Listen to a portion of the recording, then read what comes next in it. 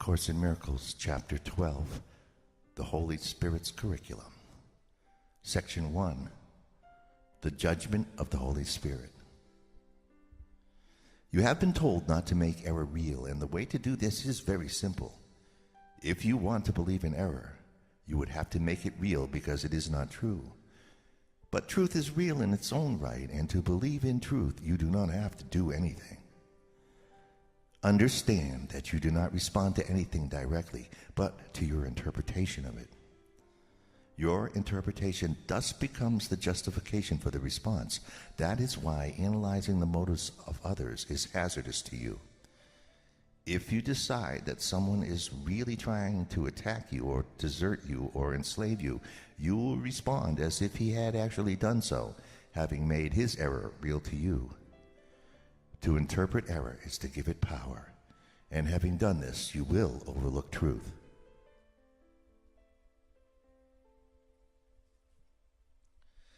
The analysis of ego motivation is very complicated, very obscuring, and never without your own ego involvement. The whole process represents a clear-cut attempt to demonstrate your own ability to understand what you perceive. This is shown by the fact that you react to your interpretations as if they were correct. You may then control your reactions behaviorally, but not emotionally. This would obviously be a split or an attack on the integrity of your mind, pitting one level within it against another. There is but one interpretation of motivation that makes any sense, and because it is the Holy Spirit's judgment, it requires no effort at all on your part. Every loving thought is true. Everything else is an appeal for healing and help, regardless of the form it takes. Can anyone be justified in responding with anger to a brother's plea for help? No response can be appropriate except the willingness to give it to him, for this and only this is what he is asking for. Offer him anything else, and you are assuming the right to attack his reality by interpreting it as you see fit. Perhaps the danger of this to your own mind is not yet fully apparent. If you believe that an appeal for help is something else, you will react to something else. Your response will therefore be inappropriate to reality as it is, but not to your perception of it. There is nothing to prevent you from recognizing all calls for help as exactly what they are, except your own imagined need to attack. It is only this that makes you willing to engage in endless battles with reality, in which you deny the reality of the need for healing by making it unreal. You would not do this except for your unwillingness to accept reality as it is, and which you therefore withhold from yourself.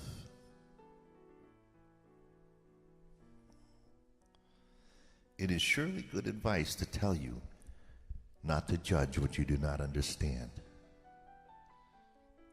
No one with a personal investment is a reliable witness, for truth to him has become what he wants it to be. If you are unwilling to perceive an appeal for help as what it is because you are unwilling to give help and to receive it. To fail to recognize a call for help is to refuse help. Would you maintain that you do not need it? Yet this is what you are maintaining when you refuse to recognize a brother's appeal, for only by answering his appeal can you be helped. Deny him your help, and you will not recognize God's answer to you. The Holy Spirit does not need your help in interpreting motivation, but you do need his. Only appreciation is an appropriate response to your brother. Gratitude is due him for both his loving thoughts and his appeals for help, for both are capable of bringing love into your awareness if you perceive them truly. And all your sense of strain comes from your attempts not to do just this. How simple, then, is God's plan for salvation? There is but one response to reality, for reality evokes no conflict at all. There is but one teacher of reality, who understands what it is. He does not change his mind about reality because reality does not change. Although your interpretations of reality are meaningless in your divided state, his remain consistently true. He gives them to you because they are for you. Do not attempt to help a brother in your way, for you cannot help yourself. But hear his call for the help of God, and you will recognize your own need for the Father. Your interpretations of your brother's needs are your interpretation of yours. By giving help, you are asking for it, and if you perceive but one need in yourself, you will be healed. For you will recognize God's answer as you want it to be, and if you want it in truth, it will be truly yours. Every appeal you answer in the name of Christ brings the remembrance of your Father closer to your awareness. For the sake of your need, then, hear every call for help as what it is, so God can answer you.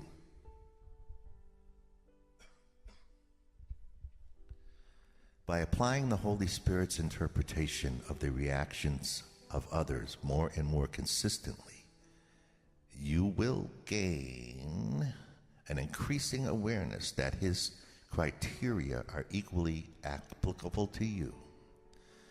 For to recognize fear is not enough to escape from it, although the recognition is necessary to demonstrate the need for change. The Holy Spirit must still translate the fear into truth. If you were left with the fear once you had recognized it, you would have taken a step away from reality, not towards it. Yet we have repeatedly emphasized the need to recognize fear and face it without disguise as a crucial step in the undoing of the ego. Consider how well the Holy Spirit's interpretation of the motives of others will serve you then.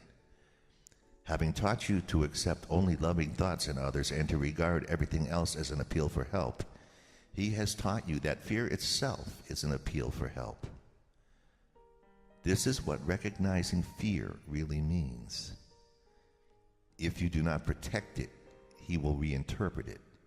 That is the ultimate value in learning to perceive attack as a call for love. We have already learned that fear and attack are inevitably associated. If only attack produces fear, and if you see attack as a call for help that it is, the unreality of fear must dawn on you, for fear is a call for love in unconscious recognition of what has been denied.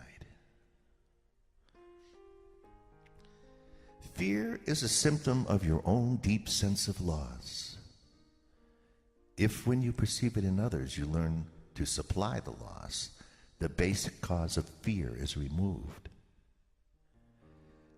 Thereby you teach yourself that fear does not exist in you. The means for removing it is in yourself, and you have demonstrated this by giving it.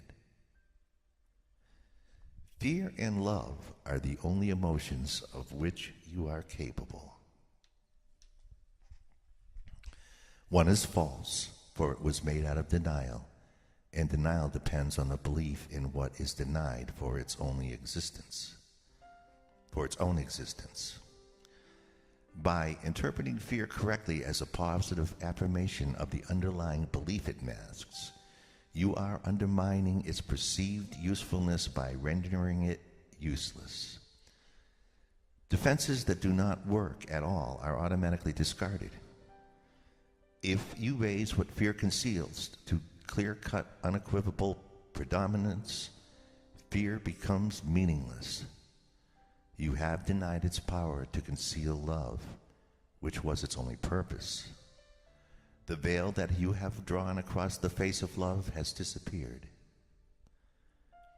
If you would look upon love, which is the world's reality, how could you do better than to recognize in every defense against it the underlying appeal for it? And how could you better learn of its reality than by answering the appeal for it by giving it? The Holy Spirit's interpretation of fear does not dispel it, for the awareness of truth cannot be denied. Thus does the Holy Spirit replace fear with love and translate error into truth. And thus will you learn of him how to replace your dream of separation with the fact of unity. For the separation is only the denial of union, and correctly interpreted, attests to your eternal knowledge that union is true.